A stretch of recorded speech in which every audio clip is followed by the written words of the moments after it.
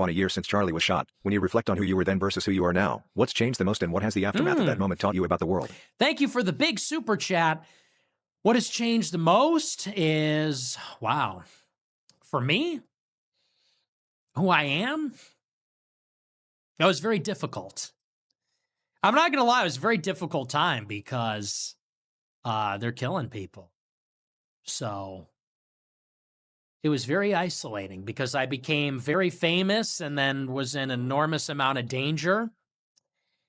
And so that was very difficult. It made this a very difficult year psychologically because I was becoming very famous at that point. That was right around the time I was becoming unbelievably famous, like September, October, November. And I don't say that for any reason other than that's the reality. Everywhere I go, I get recognized. And that started around that time. And at first it was kind of fun. And then it became very scary because they're killing people. So it became very hard because I couldn't go out anywhere. I have to think now about, where I go, when I go there, who's with me. You just have to think about what if someone is literally going to try to kill you wherever you are. So it's been incredibly isolating and nobody understands what that's like and nobody cares. Nobody cares either. Nobody thinks about that. Like I'm out with friends and for me, every time I go out, it's like a potential life or death situation. Not to be dramatic, but it is. Because people are being watched and they're being killed and whatever. And so I'll be out and friends are like just walking ahead of me in public. And I feel safer going out with a group because I'm with other people. If someone throws a punch, at least I'll have backup. But it's like you realize people don't really think about you that way. They will never understand. And so it's very isolating. It's harder to do anything. So that's pretty tough. And it took a long time to get used to. That's probably the thing that changed the most. And it didn't really teach me anything about the world because I knew it was like this. I knew it was going to be like this eventually. So it's not that crazy. But yeah, that was tough. And people didn't give a shit. That's the other thing. People it could have easily been me and nobody gave a shit either. So that kind of sucked. What I realized in that moment is I could die at any time. I always knew that, but it made it very apparent to me. Because Charlie Kirk was just doing an ordinary event and they just took him out in a way that was kind of unpreventable. And what I realized is the same thing could happen to me at any time. It's what made me have the sense of urgency. Like ever since Charlie Kirk died, I'm like, I can't play games. Like I can't fuck around. After he died, I'm like, whatever I want to do it. I want to get it going now. I'm not wasting time. I'm not playing games. Like I want to live my life. I want to live for the present, work, fun, whatever. If I want to do something, I'm going to do it. That was kind of my mentality after Charlie died because I'm thinking I may not have that long and I don't want to put that out in the world. But you see Charlie Kirk, he had a security team. He was a young guy, 31 on top of the world. And then they just took him out and his life was over. So my mentality after that day was like, whatever I'm doing, I just got to make it happen. Whatever it is. I just have this sense of urgency, like just whatever I'm fixing to do, I'm just going to do it. And what that has done, it's sort of done two things, which is one, it made me realize how much most people don't have that. Most people are wandering around like they're never going to die. They're not prioritizing the things they actually care about. I'll get to it later. I'll do that later. And it's very sad because I want to be surrounded by people that want to make it happen. Whatever that is. Entrepreneurship or friendship or whatever. It's like, I want to make it happen. And I'm around a lot of people that are kind of like lackadaisical and they're unhappy, they're miserable in any variety of situations. And there's just no impetus to change the situation. No drive. I'll get to it later. I'll do that later, some other time. And it's like, man, not only is time moving quickly, your life is passing you by, but also you may not have as much time as you think you have. That's one. What also made me sort of sad is I saw Charlie Kirk get blown away, and I feel like people recognize that could happen to me, and yet nobody has Nobody really gave a shit. And that's another thing where I started to live more for myself after Charlie died. And I don't mean like in a selfish way, but I mean like caring less about what people think, because it just it dawned on me, there's maybe a handful of people that really care about what happens to you. And however many people you care about or you think care about you, you're counting more than there really are. And so I kind of have this realization. It's like, if I could die at any moment, why am I spending my life trying to make people happy that don't give a shit about me? It's like, that could have easily been me.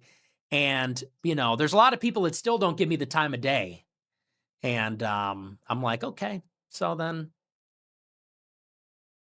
it kind of made me refocus on the things that matter, like the people that care about me, the things I care about, the things that matter in general. Because it was like my own brush with death in a way. And not to sound like, I know that might come across a certain way. It's like, I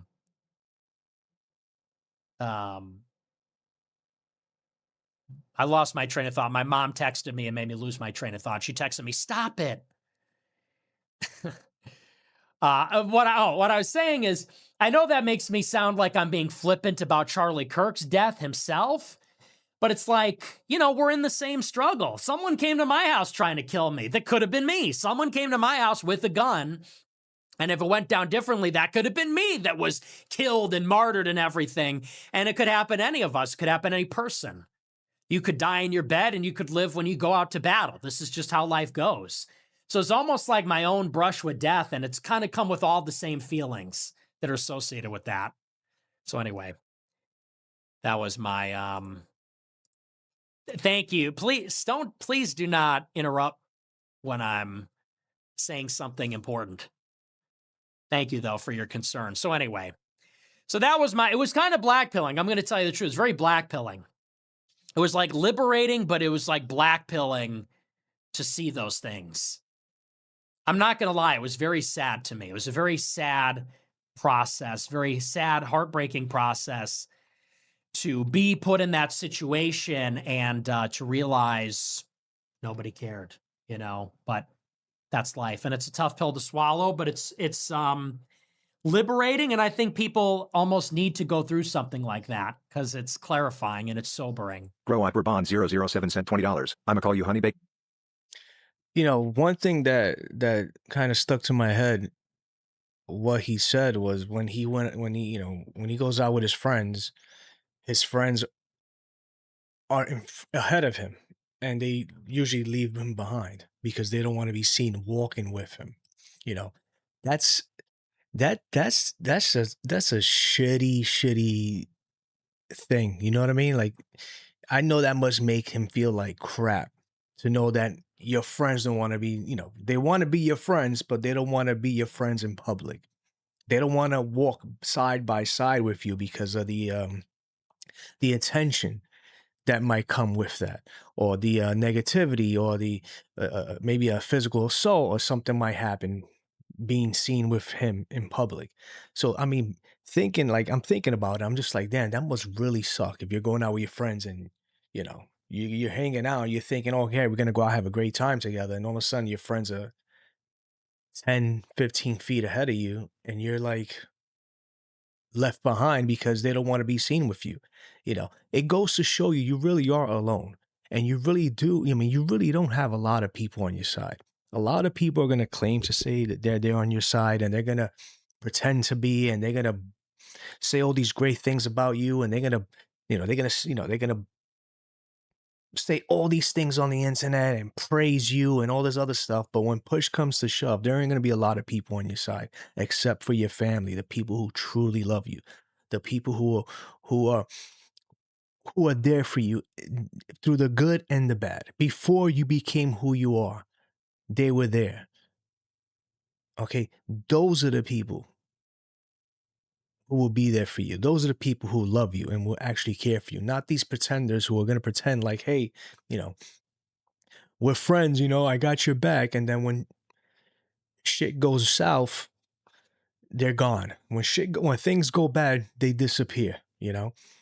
And it's got to be a terrible feeling to have, knowing that, you could be the next Charlie Kirk and life moves on. But you know what? His name will live on, right? Everything that he's done will live on. Whatever you do, if you do great things in life, that will continue to live on. So you can sit idle and do nothing with your life and be afraid of everything and everyone and not know what potential, what could have came out of your life if you actually did not give a shit what other people thought or what they had to say, or you just went out and did what you had to do instead of living your life in fear. So, you know, he's alone, but he's doing great things. He's doing, things that, that years down the line, people are going to be talking about. They're going to talk about him. They're going to mention his name.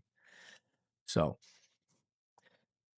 it's not, I mean, I don't think it can be easy for someone like him, especially seeing what happened to Kirk. He's become so famous. I mean, everyone knows who he is. So you're constantly living your life looking over your shoulder. So like he's like, like Nick said, he might as well go, he might as well go all out. He might as well go do everything that he wants to do, everything he wants to accomplish. He might as well go do it, right? Because why not? It is what it is at this point. We just got to make it happen. We got to continue to, complete the mission. We got to continue, slow and steady, and get things done. But it's tough. It's tough.